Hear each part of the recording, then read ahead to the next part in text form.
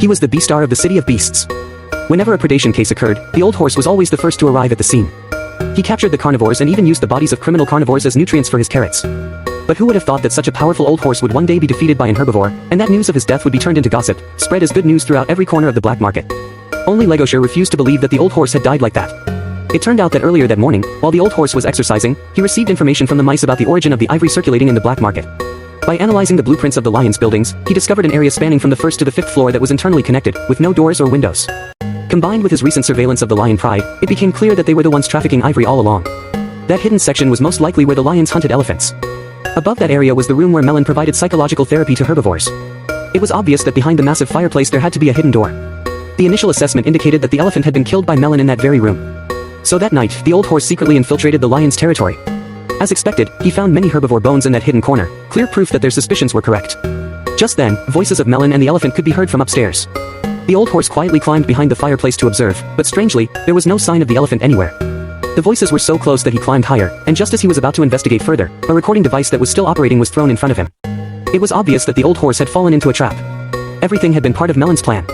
Even though the old horse was the Beastar, he was caught halfway up and left completely vulnerable. At that moment, he had no choice but to submit to the spotted deer. The next day, news of the old horse's death spread throughout the black market. Meat stall owners celebrated with massive discounts.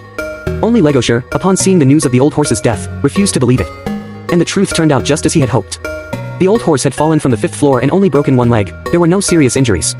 What he couldn't understand was why Melon had spread the false rumor that he had died from the fall. The only explanation was that Melon wanted to become more active in the black market. To the old horse, as the Beastar, this was nothing less than an open provocation. So that very night, the old horse infiltrated the black market again to investigate. This time, he arrived in a wheelchair. Even so, the turtle selling his own shell was so frightened that he broke out in a cold sweat. The old horse didn't waste time on unnecessary words. He directly demanded to know the origin of the ivory medicine. Even with a broken leg, he was still that fierce. Why hadn't they said so earlier? To save his life, the vendor had no choice but to reveal that the supplier was Melon. Having already experienced Melon's cruelty, the old horse no longer wanted to act alone, especially since his opponent was a hybrid with badger-like fangs.